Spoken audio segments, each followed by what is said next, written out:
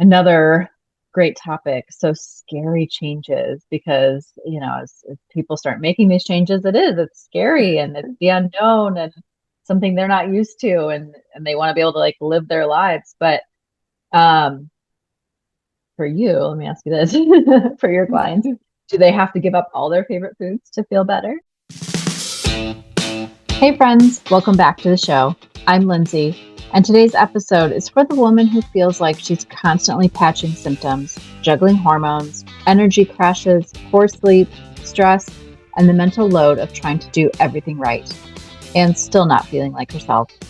My guest today is Vera Jackson, a holistic nutritional therapist who helps women put their health puzzle together so they can shift hormones, sleep better, feel more energized, and become more resilient. Vera supports women of all ages, including those navigating PMS, fibroids, heavy or painful periods, and perimenopause. What I really appreciate about Vera is that she doesn't just bring knowledge, she brings understanding. She found her way into holistic nutrition through her own health challenges. So she truly gets how hard it can be to even get up in the morning when your health feels like it's falling apart. And her whole approach is rooted in one big question. Not what pill fixes this, but what's driving this and how do we support your body at the root? If you've ever felt overwhelmed by health advice or like you're stuck in a loop of starting over, this conversation is going to feel like a deep exhale. As always, the content shared on PCOS Unfiltered is for informational and educational purposes only. The views and opinions expressed by the host and guest are not intended to serve as medical advice. Always consult with a qualified healthcare professional before making any changes to your diet, exercise, or treatment plan. The information shared is based on personal experience and expert interviews and is not a substitute for professional medical guidance. All right, now let's dive in. Here's my conversation with Vera Jackson.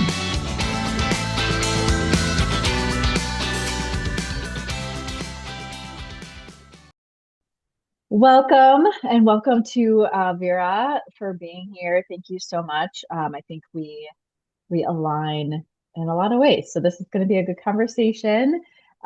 So starting right off, first question, holistic therapy, nutrition therapy, what do those mean? What do those do? Can you explain that to us? Yes, yeah, many people don't understand holistic therapy as such. It's two fighting words. Holistic therapy, what's that? It's holistic therapy is about seeing the person as a whole and seeing the person in the environment where the person lives. And it's about instead of asking what pill we can give someone to treat the symptoms, holistic therapy asks, so what are the causes of the problem? How can we get to the root cause of the problem and actually help body to recover, help body to heal? Yeah, I love that. Super important, right? I mean, that's the difference maker right there. In Yeah, it some is. cases, Yeah. right? Yeah. Yeah, you can go to a doctor and they can prescribe something, but unless you're not really getting to the root cause, nothing's going to be solved. Yeah, that's true. Obviously, I don't mind doctors. I'm not against the doctors. They're Yeah, doing the job and they're doing it yeah, well.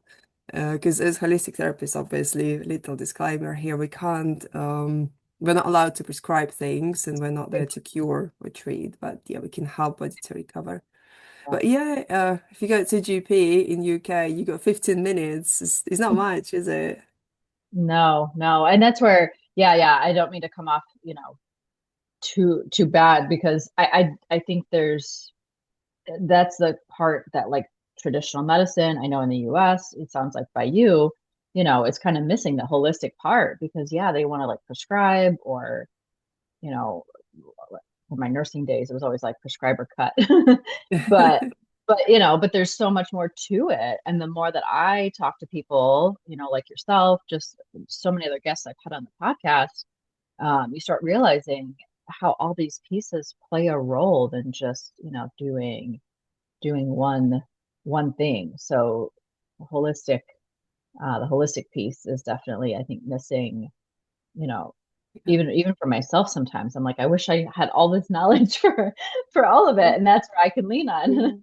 on other specialties and other practitioners to complement even what I do. So, um, Yeah, it's true. so diving a little bit deeper into the nutritional therapy side of things, what can that do for women, for their health, their hormones, all that good stuff?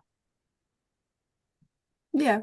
And I think that's so important to actually look deep into the things to see like not let's say why do you have the symptoms? Like why do you not have periods? Instead of saying, oh, that's okay, that's just stage of life. You think, well, what's causing it? Then why is it happening? So why is the body behaving this way? What is there, which the body doesn't like, or what's causing these things? Yeah, I think that's a very, very dive deep, and that's so much needed to get to the root cause of that, is it? Yeah, yeah, for Yeah. sure.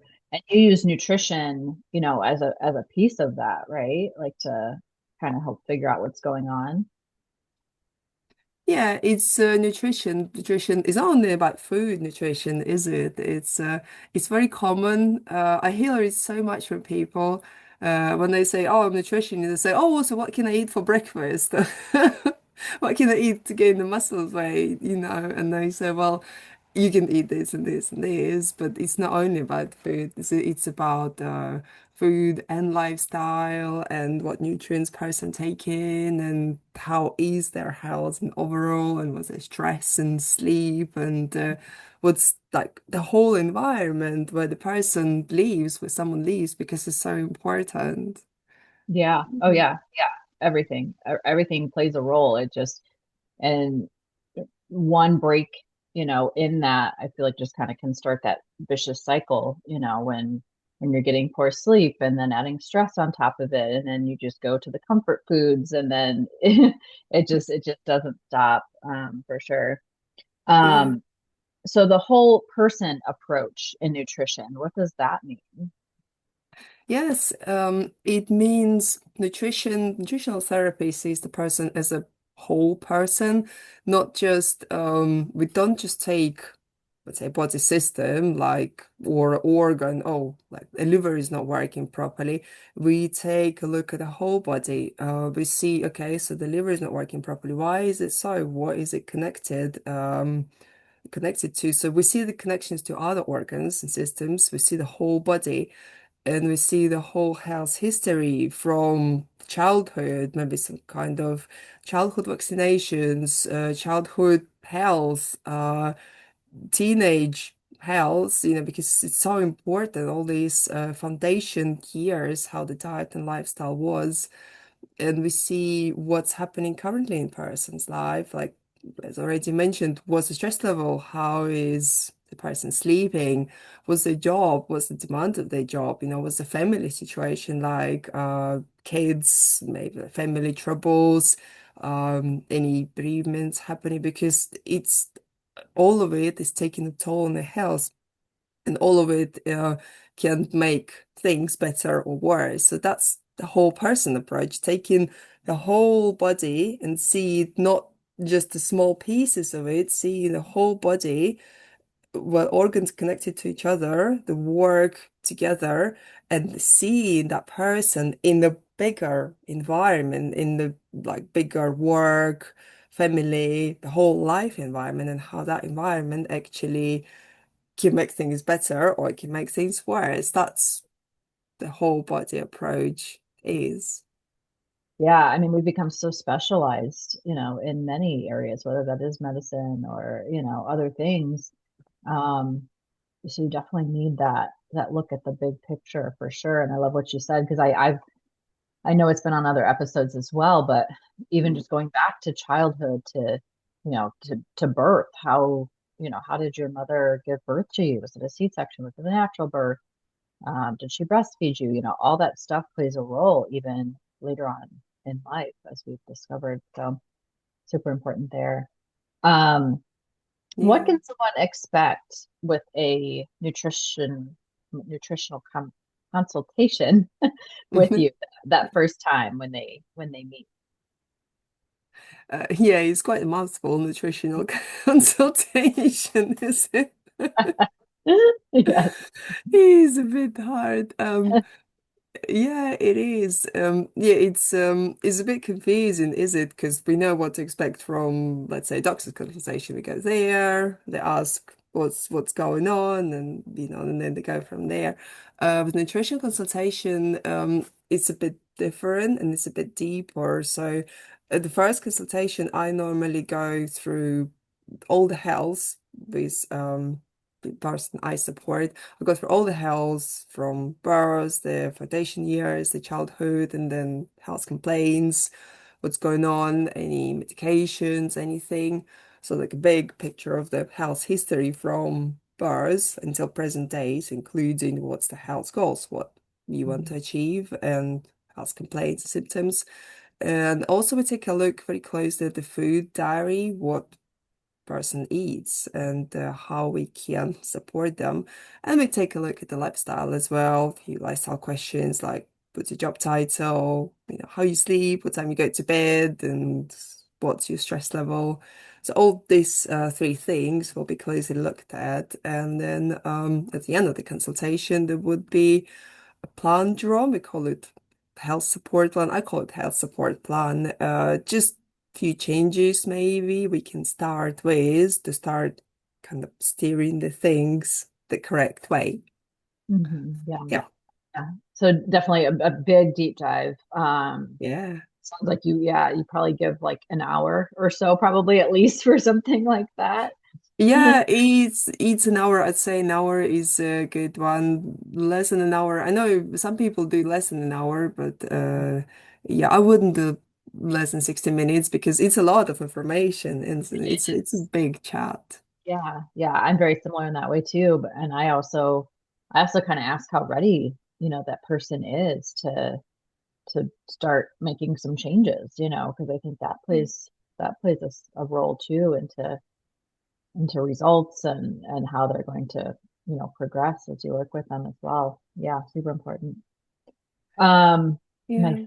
my favorite topic, I feel like probably right now. So, quick health fixes. Oh my gosh.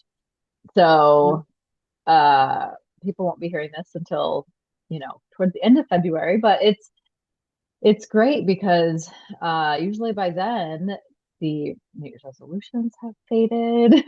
Yes. All that New Year, new me motivation is gone. So, for quick health fixes, why do you think these often don't work at all, or maybe just work for a short period of time? Yeah, I'm not a fan of quick fixes myself. I don't think they don't work or they work short time. It's like I see quick fix or all these very popular and trend body hacking, like biohacking Yes. tricks. I see it like if you have a big wound and the blood is coming out and you put a plaster on it, it may help somewhat, a little bit, but then the plaster will come off in a few minutes and then the issue will continue. I will get worse because the issue is not addressed. So it's like putting a patch on the wound, basically. It doesn't address the issue. It doesn't see why is it happening. So what's causing the blood to come out? Why is the wound there? It actually just kind of try to keep the problem, put it under the rug so we don't see it, pretending it doesn't exist. Yeah, that's Yeah. that's exactly it. I mean, and that's where again, like I feel like, what we do can complement, so many other medical doctors and so many other, specialties too. And the big buzz over here, of course, is like GLP-1s, for example. Yeah. And while yes, I don't want to say this, not discourage if that's what they feel like they need, to kind of bridge the gap, that's fine as they're making some changes, with somebody like you or me, for example. Then that's great. But something like that is going to be more of a short-term fix, it seems like. Yeah, So I think I agree with you on that. I see it's well, especially with GLP-1, it's quite a big hit right now. It's quite a big trend, and I know a few people which been on them, but it's from what from what people told me, as soon as you stop GLP-1, it all returns, or it Yeah, either stops or starts exactly. slowly creeping back Yeah, up. So, yeah, yeah, yeah, yeah. That's why it's I say, like, use it then as a bridge to to change your lifestyle then, so that when you get off of it, you already have these habits, good habits in yeah. place for sure. Now, do you work with medical doctors specifically? Um, because it's a little bit different over there. Like, do you have any medical doctors that you work with, or Yeah, it's very different in UK. Not as such, because medical doctors here, they don't really refer patients to a nutritionist. They may suggest sometimes like referring, but I do work with medical doctors in the way if I work with the person and they obviously got health concern and GP is aware I work with GP, if there is red flags, let's say if person's saying to me they're breathless, I have to let the yeah, GP yeah, know. yeah, And for sure. yeah, I work in requesting blood tests or just basically just telling GPs what's going on in person's health so GP can get a full picture when, let's say, they change the medication or prescribe medication. So I work with GP, with medical doctors in this way. I let them know what I do and what's happening. But here in UK, they don't really refer patients to nutritional therapists. Well, not as much as I know. Maybe Yeah, somewhere, but yeah, not as much. No. I What think there's about a in few. US? Yeah, yeah, it's similar. It sounds like there's probably some doctors out there that regularly refer to health All right. coaches, nutrition coaches, and stuff, but it's not typical. They might say, yeah, you need to lose weight, go see, you might need to see a nutritionist. I think dietitians are kind of more, they've had more schooling. Um, but they're again kind of more hyper focused on just the nutrition side of things, where I think somebody like myself, like you, we've been talking about, we're looking at the whole body approach, along with that. So yeah. Yeah, it's not just a diet, I suppose. Yeah, yeah. Um, Another great topic. So scary changes, because, as people start making these changes, it's scary and it's the unknown and something they're not used to, and they want to be able to like live their lives. But um, for you, let me ask you this, for your clients, do they have to give up all their favorite foods to feel better? Yeah, I feel that quite a lot, when you start talking to someone about little changes, I feel this fear hanging in the air, like, oh, I'll have to give up my coffee. She will tell me to stop drinking. Yeah, it's I'm my method it's sustainable changes. If well, small steps at first. It's not going to be like a bunch of a list of 10 points, and you'll have to start making these points from today, like one by one, a must. It's small steps and like few things at a time, let's say one thing at a time. And it needs to be sustainable. The person must be able to actually stick to these changes, otherwise nothing will happen with their health. So slow changes and the changes which I've agreed with the person, with the client. Let's say we can agree, okay, you don't want to give up coffee. I don't understand. Maybe we can switch to like instead of saying having 4 coffees a day, we can switch two to a decaf. Let's say have one in the morning, have you treat in the morning, and then have decaf coffee or switch to herbal teas or some alternatives. These little things and these gradual changes step by step, which don't feel so overwhelming and they can actually be sustained in the long term. Yeah, yeah, same Yes. thing.